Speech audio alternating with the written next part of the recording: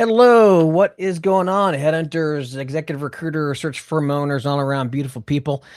This is Headhunters Live, number 66. And today we're interviewing John Pierson.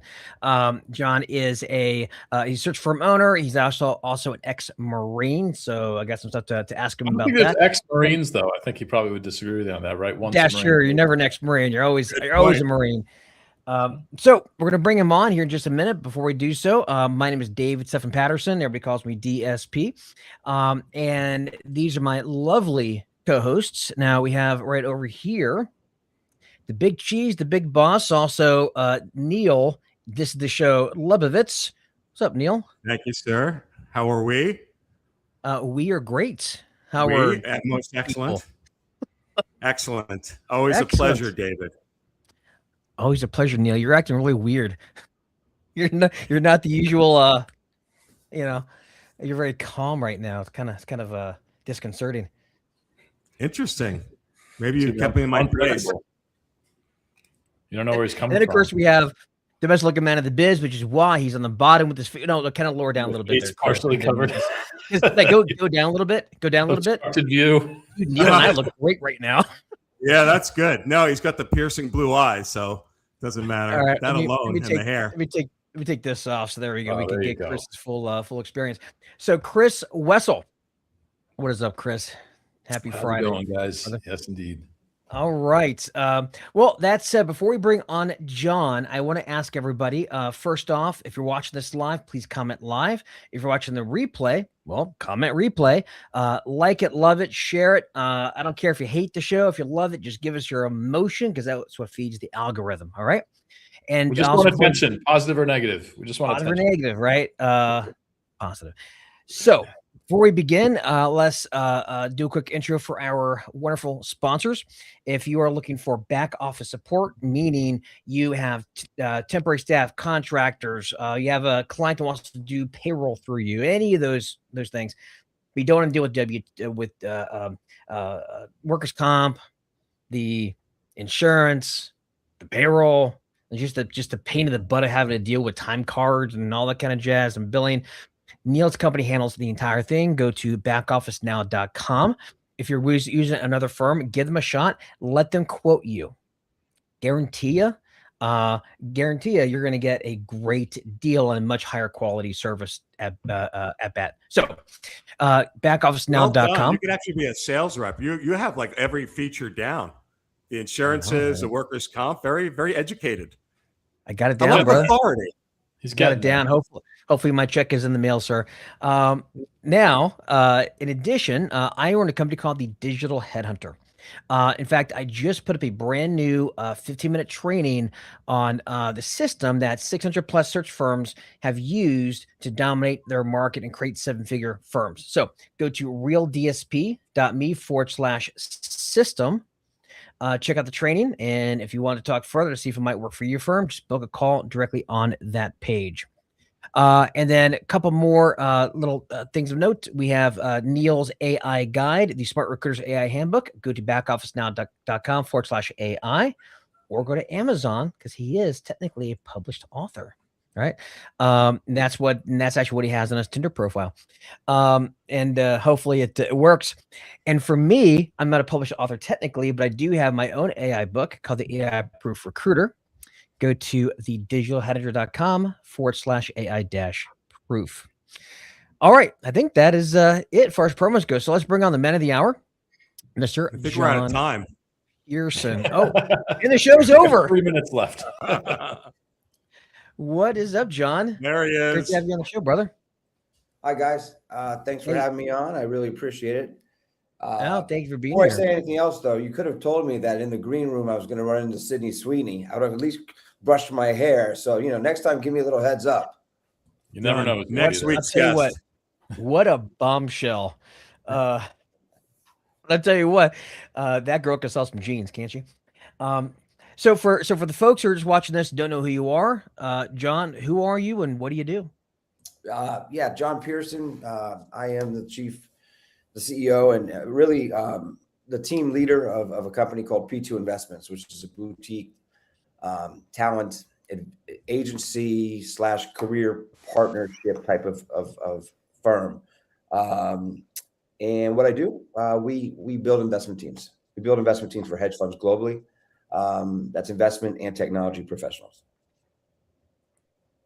Excellent. Well, so before we dive into this, there's actually quite a bit I want to talk about in terms of business development, in terms of, and actually the big thing I want to talk about as well is kind of upping your service for your clients, because I think it's going to be really necessary in today's market. But I have to do this, John. I'm sorry, but I've got to bring it up because I have a special relationship with the Marines. I was Army, by the way, but I love my Marine buddies. Some of the most successful people I know have been Marines, just because of their work ethic and their grit. And I saw this video actually this morning on Facebook, and it was how different services fight. And it was this guy in a gym. He's got like the dummy there, and he's boxing. And so it showed Army. He's boxing. He's got good form. He's tagging the head, right? And then I showed Marine Corps, and she showed him just like hitting the apple sack, hitting the apple sack, and then going and biting the nose off.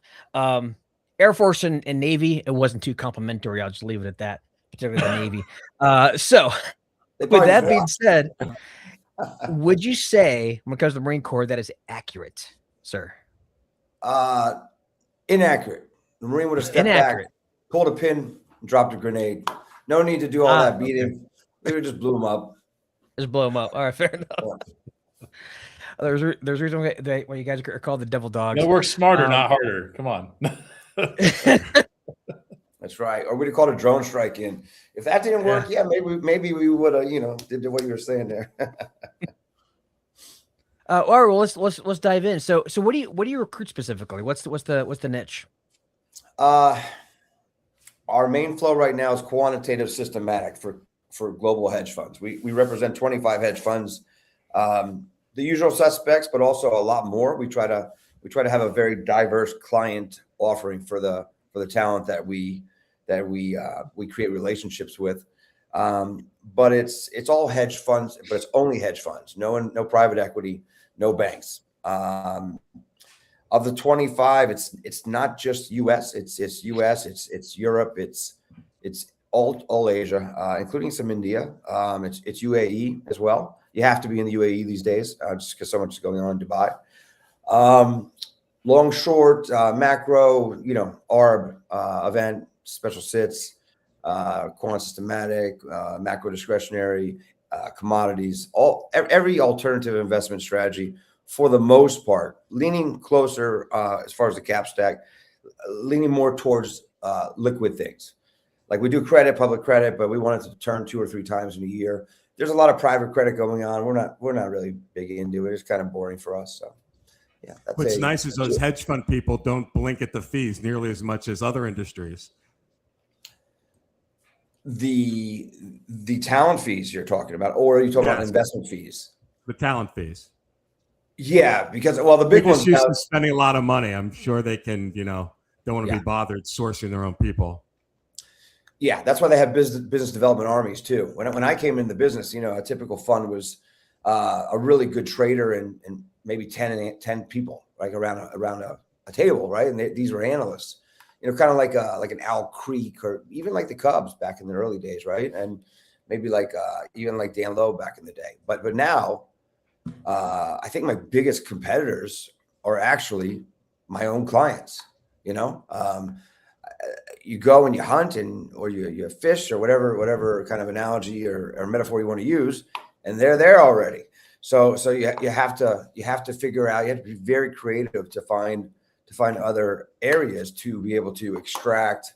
Well, first of all, identify, then extract, then persuade, then vet, and then deliver and present talent. Now, what's the model exactly? Because I know you don't do straight contingency, from my understanding, right? So like, what's the model? Where am I wrong on that? We're not straight contingency, no. That's what I thought. Yes, you're not straight. So what's the model then?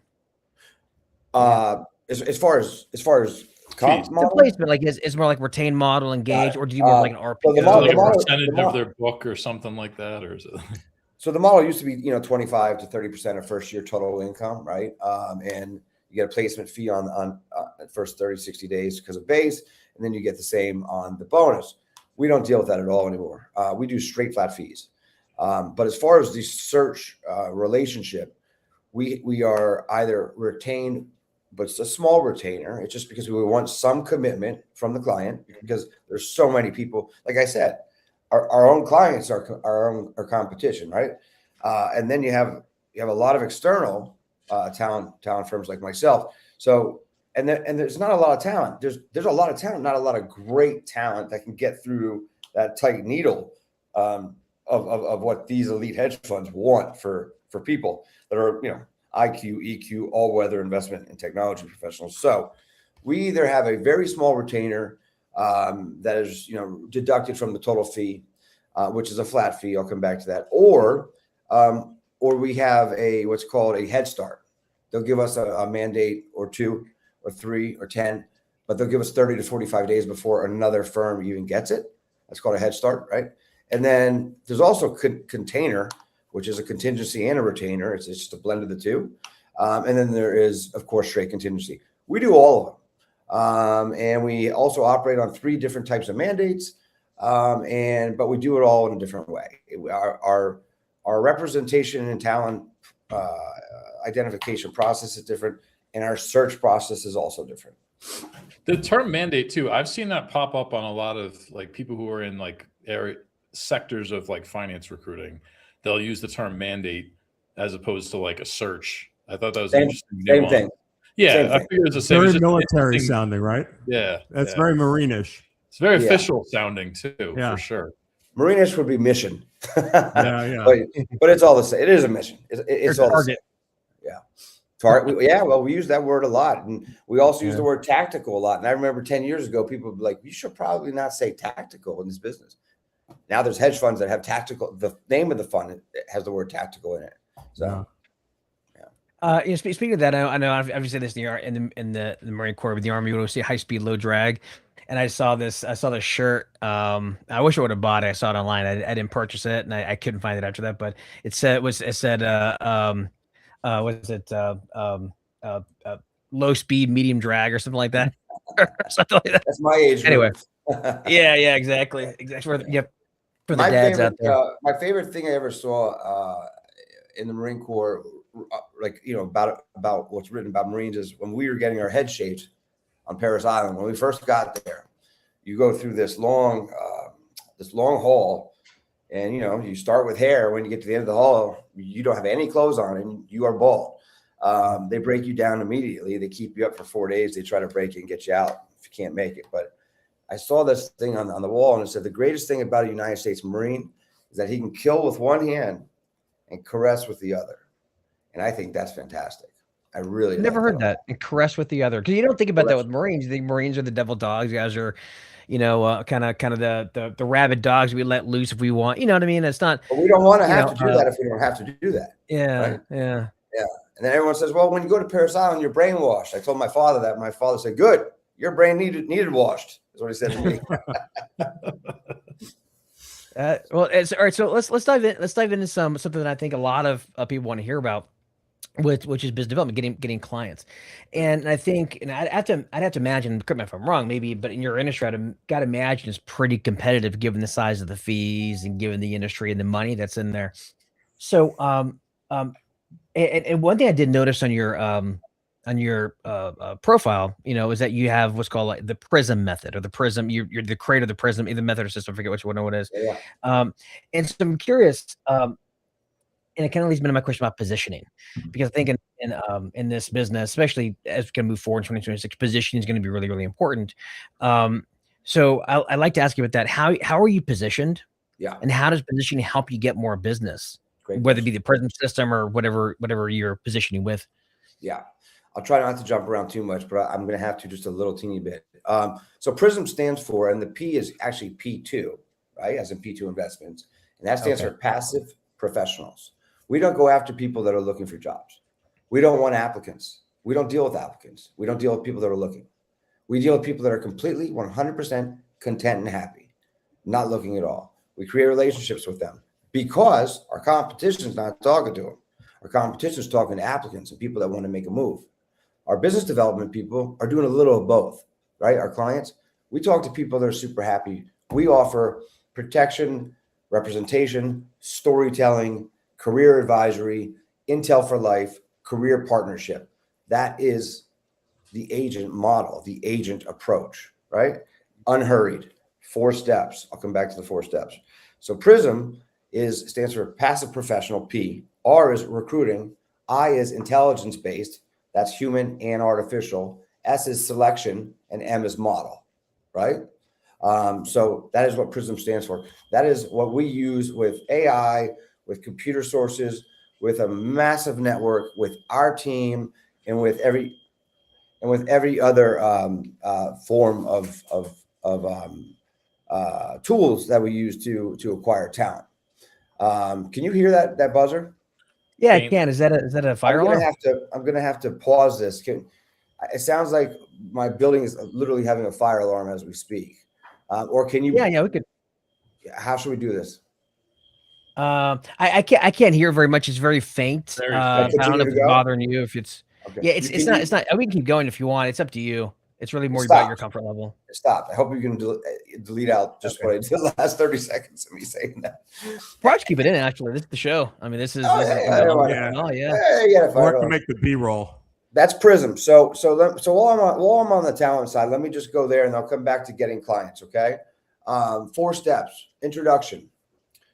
You got to know where to go. You got to know, like, for example, if you want to, an algo engineer, I'm going HRT first, right? Then I'm going to Jump, right? Then I'm going to Citadel Securities. Then I'm going. It goes on and on. If I want a macro PM, I'm going to go to Bluecrest. I'm going to go to More. We know where to go, right? So you start hunting in the right place, right? Then once you build that relationship, step 1 is an introduction. Like DSP, I say, hi, you're my Keenan, you're my Keenan. We meet for a coffee. We have a phone call. We don't talk about details. It's just the headlines. What are your headlines, DSP? What's John Pierson, P2 Investments? What are our headlines? So we're searching for synergy. Once we find synergy, if we find it, we go to step 2. That's collaboration. Collaboration is we develop your story. We take a resume. We take a profile. We ask you a lot of questions. Where do you want to go? What do you want to do? What's your 3, 5, 10-year plan? What don't you like? What do you like? All those things. We get to truly know each other. It's not searching for you, it's searching with you. That is the collaborative step. 3rd step, anonymous representation. We take you and your story. We don't send resumes out at all. We don't do that. That's completely different than, look, 9 out of 10 people walking on the street of London right now, I truly believe they're a recruiter. I swear to God. I think everyone gets pinged 15 times a week by a UK person and they lead with a mandate and they say, and they tell you who the hedge fund is, and all that stuff is unprotected and it's salesy. And we don't want to ever be salesy. And we also don't ever want to be hurried, right? So we anonymously present your profile story to our client base, depending on the target list we developed in the collaboration step together. So we already have permission to do so. We have that. Once the client says we want to talk to the person, we go back, we get this set up. We manage the niche, nuanced process, right? We coach, we negotiate for them, and then hopefully we find them something better. But the whole thing I want you to understand is it's not just a transaction for a new job. We don't want you to call us for just a new job. We want you to call us for anything all the time, right? And then I don't know why I keep looking over there, but this is my sales tech. and then the last one is career partnership, right? We like it's not cheesy, it's not fake. I want to talk to you at introduction, and I want to be at your retirement party, and I don't want you to use anybody else the entire way, and you're not going to, because we're going to crush it for you, because we want to know who you are and what you really want. Not just going to get your resume so I can blast it to 10 databases and I get my 6-month ownership and hopefully I get paid. No, doing the right thing by people professionally, and if it aligns with your personal integrity, your personal value system, that spreads like wildfire, right? They tell everybody because you did the right thing. We don't guarantee a placement. We guarantee that we're going to add value. And now, if you want to be more pointed, I think you got some questions about biz dev. I'm sorry if I went Well, off. well, I will say before we dive into that. I mean, it sounds a lot more candidate focused than what most recruiters do by far. Like a lot more candidate focused. Would you say that you find more value in the candidate relationship? We have well over 200 mandates right now from clients that we have to Yeah. fill. We only have 10 people. Well, and we have a lot of people on commission contracts for referrals too. Yeah. But well over 200 mandates right now. Yeah, But so how do you find them? I mean, because the one thing, when you're interviewing people that are applicants, at least there, as you alluded to earlier, they'll give you where there's some leads, places where they're interviewing, where things are going on in the market. And, you could find a specific hedge fund that you want to call because there's a position open where you'll compete. Sounds like you totally avoid that, right? You don't get access to that anyway. So how do you get all these positions and the leads of, because especially the new ones that are building a full team that come to you? yeah, so let me I need to make sure that I clear some of this up. We drive our business through the individual needs and mandates. It's not how that's not the only function of the business. That's how we drive it to get the best talent. That's passive. We have 25 hedge fund clients. 14, 15 of them I've had for over 10 years, and 5 or 6 of them I've had for over 20 years. So we don't need them. We don't need new clients. We could have scaled that to 100. We could have scaled the employees probably to 100. I don't want to run a business. I'm not good at it. I love talent. That's what I'm good at. It's like a PM that loves to trade, is a good trader, but doesn't want to run a hedge fund. It's the same thing. As far as you're asking me about how I source the talent, correct? Mm-hmm. Well, how do you source the clients? Well, I don't need to source clients. So maybe we take a step back. You mean like if we did when you got them, right? Because you've got these really strong relationships now, clearly, which no one can. It's very hard to walk into. There's a big barrier to entry to just walk in and set these up. I understand. Maybe we walk back and say, like, how did you even get to this spot? I get it. Okay. Well, it was different. I worked top down. I literally, when I got to Wall Street, and I was just in my 20s, I decided, I found out who all the players were. And I decided I'm going to call all of them and pitch all of them direct. I mean, I cold called Dan Loeb. I don't know if you knew that. I cold called Dan Loeb at about 6:45 in the morning on like a Tuesday in the spring of like 2007. And I said, "Hey, Dan." He answered I'll come back and answer that more comprehensively. Just give me 1 second. So he said, "Dan here." I said, "Hey, Dan, this is John Pierson. We don't know each other, but I want to change that." I was like, yeah, I'm one of those people that probably is an annoyance to you, but I only need 10 more seconds of your time. Look, I want one mandate. I want 1 week. If I fill it, hire me. If I don't ever speak to me again. I will never bother you again. Is that a deal? He goes, deal. He goes, find me a pre-MBA private equity weenie. And he hung up on me. Okay. A weenie? Private equity weenie, which means a junior. I guess that's Dan's way of saying a junior person. Junior. Well, okay. I had the guy. His name was David Banano, and I had already pulled him from Cerberus, and I was doing a search for D.E. Shaw. These aren't clients anymore, so I'm happy to name them. Yeah. So I was already doing the search for D.E. Shaw, so I already had him. I couldn't send him right away because then Dan would know I had already had him. Right. So I wanted to look cool. So I waited 2 or 3 days, and I sent him. And I said, "Hey, I'm sorry it took so long." Kind of being an asshole, but and I didn't hear anything for like a day or two. It was probably the longest day or two in my early career, like in hedge fund, right? And then I get a message from Dan that says, "Wave him in," because Dan's a surfer, right? He goes, "Wave him in." So I set it up, and Banano worked for him for 12 years and was a superstar. And Banano's now chief strategy officer at Bullish, right? So that's a microcosm of how I got clients. By the way, just deconstructing that little script there too. Like, number one, you don't know me, but I want to change that. I love that. That's a yeah. And I only want 10 more seconds. And I only want 10 more seconds of your time was important too. And exactly, and knowing who you're talking to, and that you might be lucky if you get 10 seconds or 5 seconds, and then being ready to say exactly and get right to it. Give him something that he might want, and boom, that's really good takeaway. So I told Leon Cooperman if he would meet with me, I would, and he didn't like me, I would dance for him. I swear to God. He did meet with me. Was not impressed. I did not dance for him, but I got the meeting. Mark Lazary, same thing. Shot me down, but I got in the room. My whole, how do you get clients? You go to the end of the diving board, you're 5 years old, and you jump. That's how you get clients. You get balls. You have balls. Yeah. You have balls. You go get them. You don't work you don't climb the corporate ladder. You hurdle it. I work top down. Dan said to his people, this guy's good. Listen to him. And then all of a sudden, I didn't have to pitch anybody at Third Point. I had the main guy telling them, I'm the guy. I'm good. I was a made man. Soprano, Tony Soprano, he made me a made man. So that's really what I did. But how did I do that exactly?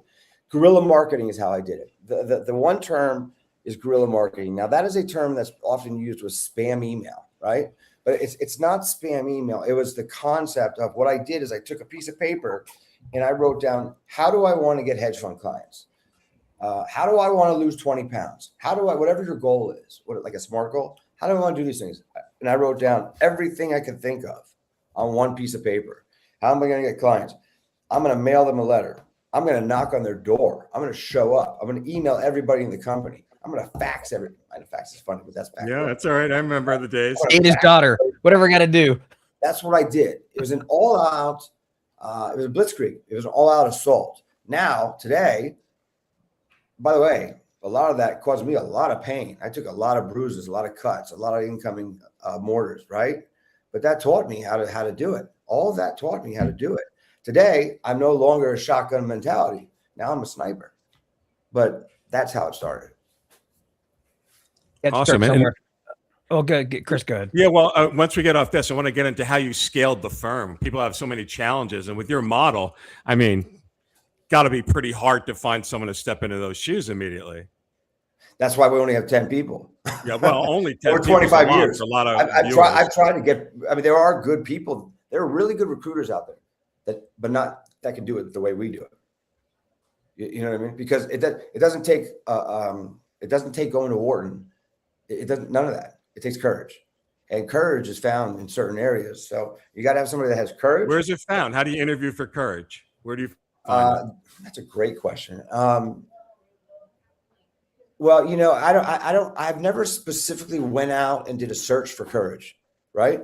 But through my life travails, through the circles that I am in, I do look for people that have unique written and oral communication abilities, because in my opinion, listen, I have so many people in my life, like friends and candidates and clients. I hate candidates, individuals and clients that are data scientists and quants. Brilliant, right? Half of them laugh only when I start laughing, right?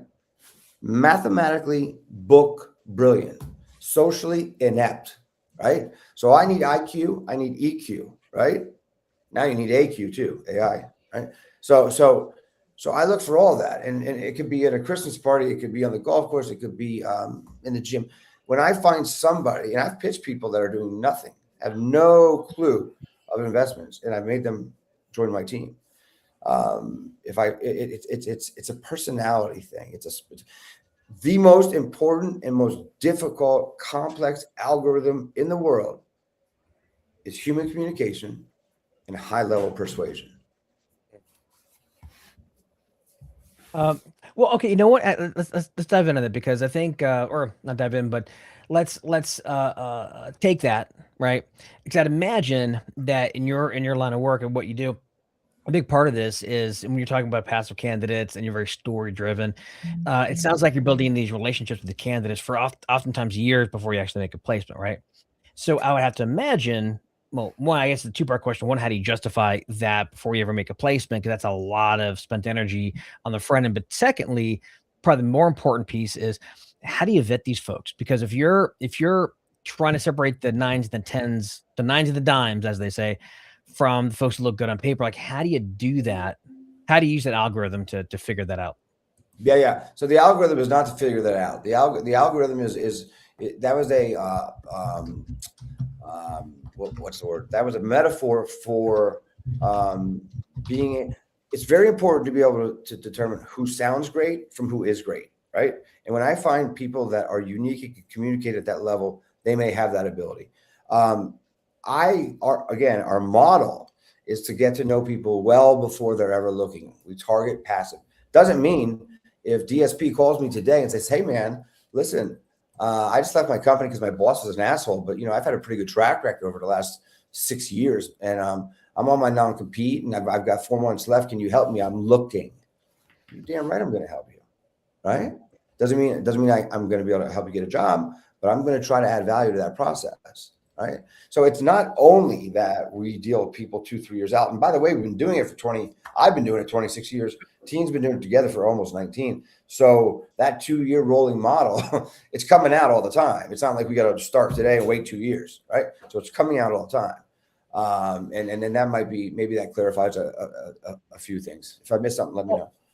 Well, yeah. So is there a is there a formal vetting process that you're using for these candidates, or is it more just relationship driven? It's both. So the first thing is, it's almost like this is gonna be a really dumb analogy, but if I go watch Arnold Schwarzenegger in the 80s on the stage flexing his muscles, and Lee Haney's next to him, and Lee Labrada's next. Okay, so and my job is to find a muscle man, right? I'm already in the right place. The vetting isn't going to be as hard as it should be because I knew where to go, right? So I know where to go. I know what targets. I hate to use this too. I know what ponds to fish in, right? So the vetting is easier. However, we pull the fish out, right? And yeah, we have a very in-depth, granular, collaborative step 2, right? Where we ask a lot of technical questions, a lot of behavioral questions, things like, give me a 1 paragraph long, a 1 paragraph short, and 2 pages on what do you do if you're wrong, right? So long is cool, right? It's important, but I don't care. I'm not trying to buy a stock. The short is cool, but what I want to know is how's this person think? And asking questions like that are how you vet people to try to figure out. That's just a microcosm. There's a million things, but to determine who's good from who's great. Interesting. Do you have a lean towards military? No. In a background? No. I mean, all things being equal, if the guy has the exact same stats or girl has the exact same stats and one's a Marine, yeah, I'm going with a Marine. So. Interesting. All right. So is that something, again, going back to position? I'd imagine that's something that you really position yourself with, it, your present method and the relationship, the story driven sort of scenario. Not scenario, but the story driven angle that you use in your firm.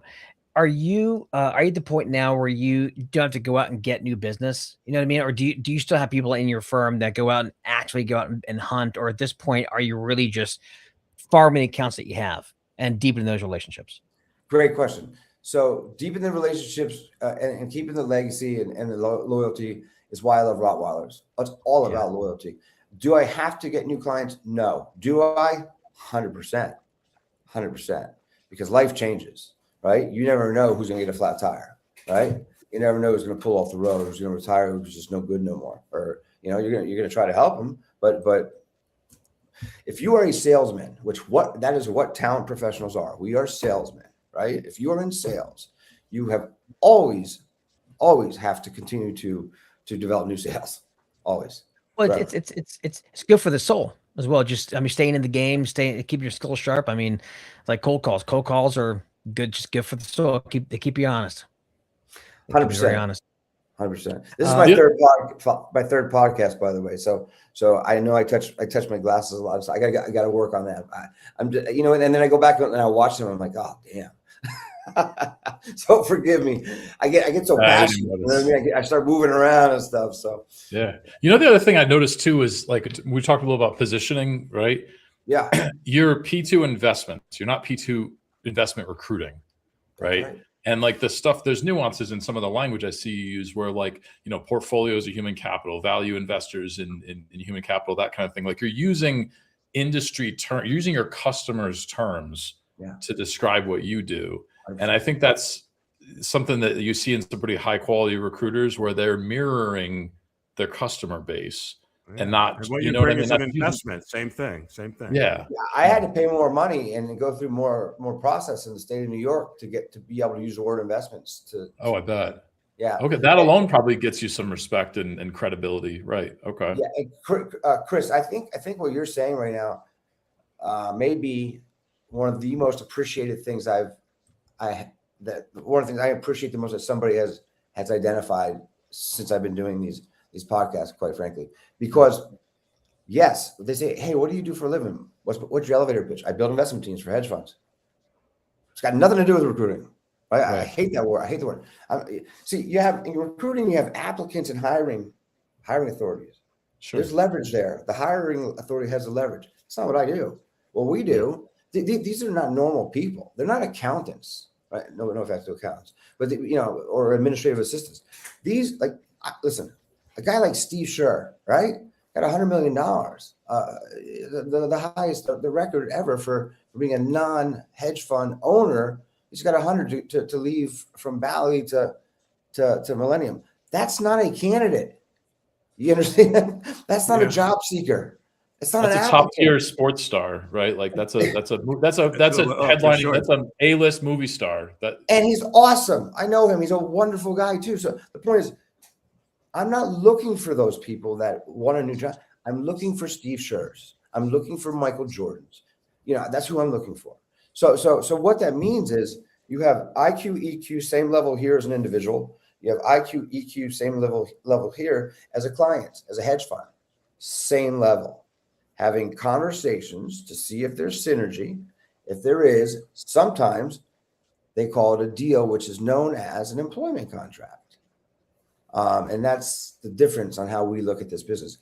Having said all that, I do what recruiters do every single day. I deal with candidates every single day. I deal with internal recruiters, business development every day, hedge funds every day. I look for new business every day. It's just the way we think and the model that drives the business. Sometimes people get confused. Oh, well, 2 years, 3 years, you're getting you don't have we have so many mandates, it's not even funny. But that is the model presented to the world. Now, based on the work you do with your clients and the fact that you've got this premium service, you've got the deep relationship with these clients and candidates, it sounds like, and I have to imagine you probably fired a client here and there, right? How do recently? Okay, that perfect. So I know for a lot of recruiters, right, it's hard to fire a client because they're paying the bills, right? Obviously, if you have a lot of clients, it gets a lot easier. But what do you look for when you hold your clients to certain standards? What are those standards? Thank you for asking that question. That's probably number 2 that I really appreciate. You guys are good at what you do. Listen, I don't care if you have $1 trillion of assets under management. If you don't know humanity, right? If you're not responsive, then we can't help you. And if you're not responsive, then we're just somebody that you are probably hiring, so we won't poach from you, right? I know certain hedge funds in the top tier that hire hundreds and hundreds, and I'm not exaggerating because I'm one of the hundreds, unfortunately, right? But I also know a ton of the people on the inside, and that's something I should point out. We deal a lot with the straight team, straight PM, straight in versus biz dev, although we do both. And the reason we have those relationships is because we've just had so many candidates over the years because we've been doing it for 25 years, right? And they become your clients and you keep those relationships. But we need responsive clients, right? We need people that will spend time with us, that will collaborate with us, not just send us mandates, descriptions, but tell us which way the firm is headed, right? I require for my clients to meet with them twice a year at minimum. I like to meet each of them 4 times a year. It's just hard because that's 100 meetings. That's a lot of meetings. It's not, we don't want to be a vendor. We don't want to search for somebody. We want to do it with them. It's supposed to be a merger. It's supposed to be a partnership, a talent and career partnership with the client and with the individual. Yeah, the word vendor, I've always, I mean, for me, my butt is always puckered every time I hear the word vendor. It's just, it's a gross word, honestly. Yeah, what am I selling hot dogs at Yankee Stadium? What's going on here? What do you mean I'm a vendor? Yeah. Well, speaking of that, because one of the things that is happening in this market that a lot of recruiters are afraid of, and I'm sure you've probably heard this a million times, but the AI, right? But AI kind of eating the market, compressing fees, creating more competition, or clients doing it themselves. And obviously, you can make the obvious case that AI is eating the lower side of the market, right? The commodity recruiters, resume, just flipping resumes. That makes sense. But do you see it affecting the higher end of the market you're in? negative? I don't, but it's a good question, and it may be. I just don't spend. Haven't spent time doing research on that particular subject. For us, it's helping us a lot, and only because it just keeps us better organized. It's just more systematic, right? We don't miss things that we would have missed because of human error. Like an AI agent will remind you of something that you need to do and need to follow up on. And in this game, as I'm sure all of you know, the guy that's coming down the pipe that's getting real close, that's like an inch from the end zone, he doesn't get it. The person that you forgot about that you haven't spoken to in 6 weeks, all of a sudden they want to hire him. You never know, right? So to have any type of technological assistance that can be some type of catalyst for us, we're very happy about that. Note takers, especially. I love note takers. On every Zoom call, I've got a note taker. Then the call gives me the to-dos, the recap, insights. I mean, even the podcasts. Yeah. They summarize the podcast. They write out what Like the first one I ever did was with Benjamin, and met Mina or whatever, and I'm looking at it afterwards. I'm like, man, this guy can write. I'm like, so I started thinking, should I try to get this guy to work for me? Right? He didn't write jack shit. And then I asked him, said, Ben, did you write? He goes, I didn't write any of that crap. He's like, that was all AI. Like, oh, okay. So then I probably should start getting it to do it for me then. It's funny. It is. It is amazing how AI is affecting things. I wonder if. Well, actually, I'm curious about this. Actually, I just thought of this. Do you feel, at least in your neck of the woods, do you feel like AI for your candidates, or are your candidates concerned that AI might be kind of taking away some of their own market value? Obviously AI is replacing a lot of people right now, and right now it's a lot of like the writers and the clerks and all that data entry. But do you feel it like on the top line of the market, are these guys eventually replaceable by AI? I gotta think they are to a certain degree, right? No, I don't think so. I think it's going to create more opportunity to partner with human beings and AI. Yeah, is what I think, and make it better. But I do not think it's going to replace human beings. I don't. No. And also, there's a lot of holes right now in some of these agents. Like, it works really incredible on most things, but like something that might be critical, all of a sudden it doesn't work at all. And and those things these agentic programs need to go in there and fix that. So I'm very excited to see where this is going. But if I have no job in a year, I'm going to call you and ask you to pay me to be on your podcast because AI replaced me. They're coming out, no joke, with an adult chat GPT with everything you can imagine. Now, I'm not just talking about companionship. I'm talking about racy topics or whatever you want to do with it. And they're just working on the verification now of age to make sure it's really good so they can be really confident that they're screening out the underage people. But it's crazy. I think they already have one of those on WhatsApp, because I was on WhatsApp and I don't know what button I pressed, but all of a sudden a female was talking to me, and I'm on the subway, right? And I'm not one of those kind of people, right? And don't get me wrong, I'm a man, but I'm not one of those kind of people. And all of a sudden, this woman started saying things. I'm like, what the hell? Where's this coming from? And why can't this happen in real life? It was probably, if it wasn't a real person, it's probably some dude in Pakistan. Exactly. Which, by the way, because they have sex robots now, and I always wonder if you're a guy and you have sex with a sex robot, the sex robot's controlled by a man in Pakistan in another country, even though the sex robot's female. Does that make you gay? Totally. That'd be Schrodinger's gay. We need to get Bill Burr on here with us. Bill Burr will cover all this. Yeah. Oh boy, we are definitely not a PG show. All right, well, we're about to wrap up here in a few minutes, but I want to ask you a couple rapid fire questions here. I'm curious, if you could eliminate a common recruiting practice that you think is either outdated, sucks, doesn't work, ineffective, what would it be? You may not think I'm the answer to them. I'm going to give you an answer, but it's canned formality. It's just the goddamn. Excuse me, God forgive me. It's just the bullshit. It's like, I'm afraid we're not going to be able to do. What are you afraid of?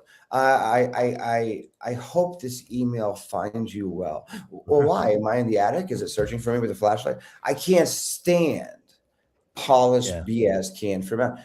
I am an authentic person, whether it's bad or good, and some people might think both. But like, I just don't like fake formality.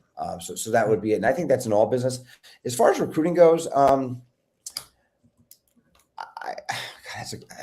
I just think the entire world, especially in the UK, they're all doing it the same way. People. Why don't people understand that if the recruiter's revealing who their client is on initial contact with a description, what do you think they're going to do to your resume? You know what I mean? Like, your IP and your resume is gone. It's going to get blasted no matter what they're saying to you. Yeah. Because I know my clients. I don't represent my clients. I represent my company. We pitch P2 investments and our services and protection. Do we talk about our clients after we go through the process and after we build trust? We do, but we certainly don't lead with that, you know. And so many recruiters are leading with names of companies, and I think that's a terrible practice. And then the last thing, and it's not so much recruiting, but it's in the industry, is these non-competes are ridiculous. They're utterly ridiculous, and they're going the wrong way. You know, mostly because of Ken Griffin. And I'm telling you what's happening. I'm seeing trends. These brilliant genius 5050 MIT, Harvard, Wharton, whatever. They're leaving the fund and they're not putting up with the 2-year non-compete. They're just becoming entrepreneurs. There's this massive entrepreneurial flood going on right now, and these people aren't worried. And what they're doing is they're selling their services back to hedge funds from externally, almost like back in the day when, you know, third-party marketing was the big thing. So yeah.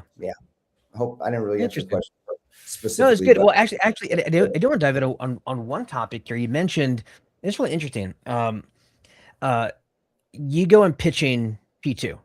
You don't pitch the job. Now, you know, from like, I do a lot of lead generation, and I know that, like, when you do BD, lead generate, whatever, when you're reaching out to somebody cold, they don't know you, having something in hand makes it a lot easier to get that initial like sell, and not because you're not selling yourself, right? The focus is on like the position or an NPC candidate that you're bringing out tomorrow, whatever it happens to be. Make it a lot easier. It's harder to sell yourself from your own service, and then from there build on that. So I'd imagine that's the harder road to take, but I'd imagine long term that's the more profitable road and the better road to take, right? To build a better business is really lead with the firm, build a relationship then, and then tie them into the position. You know what I mean? I understand what you mean. Am I getting that right? We don't have to do it because they know who we are and the type of people we represent. But if it's somebody starting and you're trying to give them advice, you don't have to say Citadel. Right, you can describe it as a, you know, iconic, large, legacy, multi-manager, global. You know, you don't have to say the name. That's still enough to get the candidate's interest. Yeah. Right, and then once you bring him in, you vet and you've built trust and it's more protected. Then maybe the name can be divulged at the right time. You know. All right. So, final question. Sure. Before we wrap up, unless Chris and Neil have any, what would you leave? What would be your final thoughts for anybody who's watching this and wants to get out of that, again, the commodity recruiting game, the rat race, you know, flipping resumes? What can they do over this next year to make that transition? To get out of which game to go into? To basically create what you've created, not necessarily your niche and exactly your style, but to create a higher quality service, right? And get out of that rat race of just flipping resumes that is getting harder to compete again. Status. Simple. Yeah, exactly. Get out of vendor status and more partner status. Understood. Simple. Credibility is built in the questions, right? If I go into if I'm at a doctor's office and my side hurts and he's asking me a lot of really good questions, I'm trusting that doctor, right? So credibility is built within the questioning. So they just have to be thoughtful, authentic, professional, and probably persistent, but professional, persistent. Maybe assertive is better, and ask the right questions. You know, people need to really care about people. You have to ask people what they really want. Who are you? What do you want? What's important to you? You have to care, not just, can I get your resume, see if I get a commission? That is a sales. That's salesy. Anything to be not salesy and to be more thoughtful, authentic is the best way to go, and it's the right thing to do in life. Period. Well, it's a lot of patterns. I mean, for most clients, most candidates, most recruiters, they're in this pattern, right? So I think what you're saying is, if you ask a good question, to break them out of that pattern, get them thinking in a different way, maybe to elevate their thinking or to reveal a part of themselves that they wouldn't have revealed before, because you asked the right question that unlocked that gate, right? And I think it's what you're getting at. If I'm reading you right, is that you breaking people out of that step-by-step path that they're used to with every vendor, asking those questions to break them out of that and get them thinking in a different way. That's right. Look, here's a pen. People say all this time, remember this one when you started in the business? Sell me this pen, they say to you, right? And then everyone says, well, it's blue and it's gray and it fit. No, the first thing you say is, well, what do you need it for? What are you going to use it for? What's the purpose of wanting the pen? You got to find out what they need. What do they value? Values-based planning, needs-based selling. Don't be like everybody else. And the last thing I'll say, if it's my last line here in this podcast, is don't ever be typical and take pain. That's hysterical that you just froze.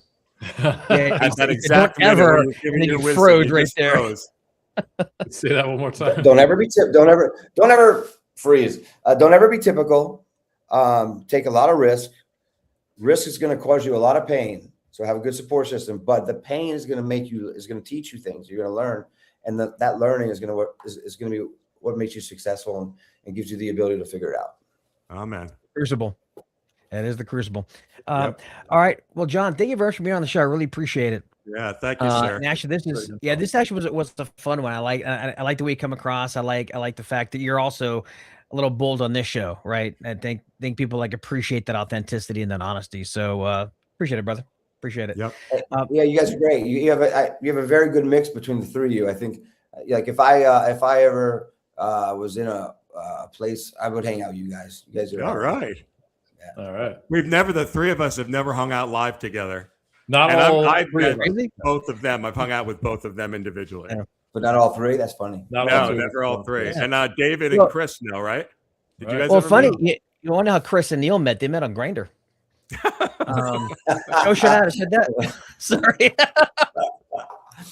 Hey, if there's anything I can do to help you guys, let me know. Okay. That's Thank you, great. brother. And All for right, folks man. watching this, like I said, comment live, comment replay, share the show with everybody that you know. Every time I you will. share the show, it helps us out. So please do that. Tune in next week for our next guest. And John, again, I really appreciate it, brother. And hopefully we can do this again. Yeah, you guys are great. Thanks very much. All right.